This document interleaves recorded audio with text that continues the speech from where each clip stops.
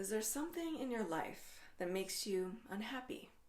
That just rubs you the wrong way and seems to eat at you every day? Or maybe you hate your job, or wish you had more money, or you're annoyed with certain people you have to deal with, or you're tired of the stress and the busyness, and maybe how you handle it all by eating too much or sitting on your phone too long or whatever it might be. Maybe you have a health issue or certain circumstances that really tear you down and make life harder than it seems to be for other people. Here's the truth. Anything we judge as something that shouldn't be happening causes us suffering. It's the resistance. Not only does what you resist persist, but what you resist causes you prolonged suffering. And the thing to ask is, can I know beyond the shadow of a doubt that I shouldn't be experiencing this? Can I argue with reality and say this shouldn't be my lot in life when clearly it is? Clearly this is happening. This is what I get to deal with in this life. So maybe it should be happening? Acceptance is a bitch. It's very hard to do, especially when you're in the depths of the darkness and going through it. It's really hard to see that silver lining, the lesson, the higher reason why you might need to have certain challenges in life.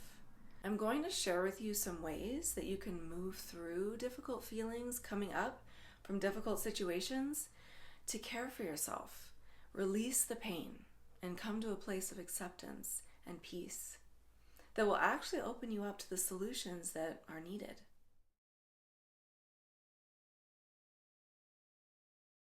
First, care for your emotions. Acknowledging and caring for the feelings that you're having when you're moving through something really hard is the opposite of resistance.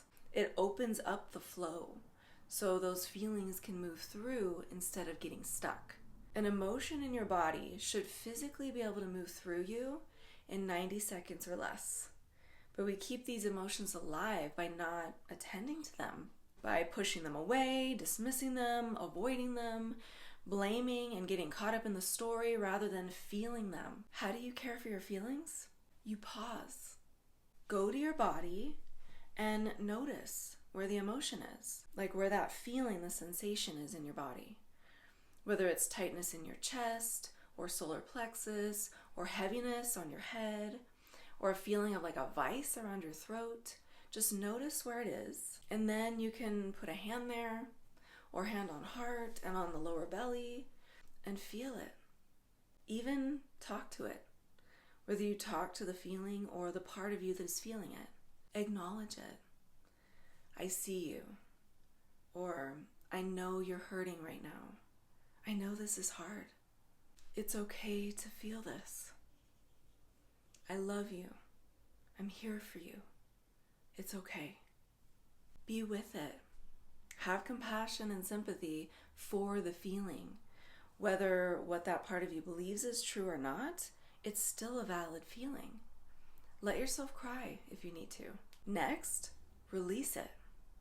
Take some deep breaths in through the nose and out through the mouth, twice as long. Do a few of those until you feel regulated. Or you can pass something back and forth across your body and just say out loud or in your mind, I'm releasing this and letting this go, while taking deep breaths in between.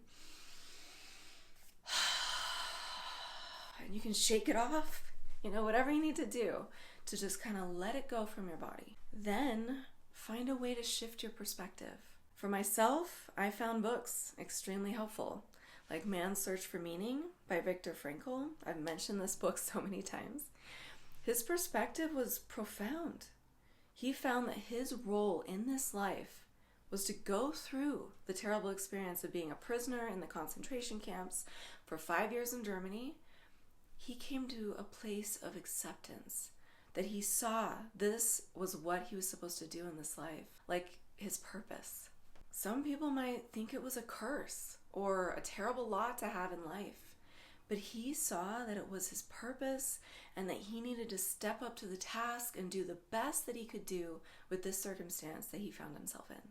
And he did.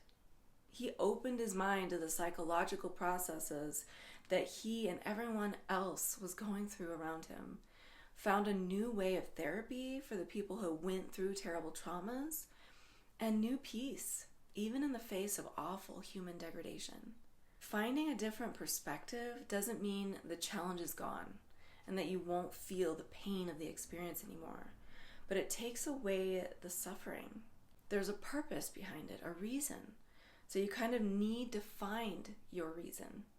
Maybe you're meant to cultivate a deeper compassion for the human experience that allows you to connect even more intimately with yourself and others. Or maybe you're supposed to learn the ins and outs of your challenge and become highly educated in it, so you're like an expert who can help anyone with the same problem.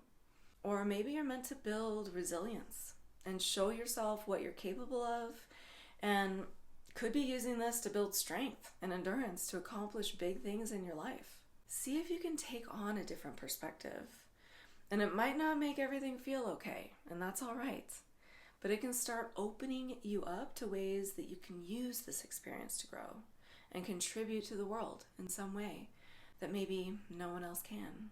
Peace comes with a higher perspective, with letting go of the shoulds and the should nots and the judgments, and fully being with what is here now, its presence. And to decide what you want to believe about this. Do you want to believe that you are here to do something, to experience something, to bring something that only you can bring? And how would that belief change how you feel? Would it make the hardness of this challenge more of a mission? Like something you've been tasked with to overcome or learn from? How does that feel? Try it on and see what solutions come to you.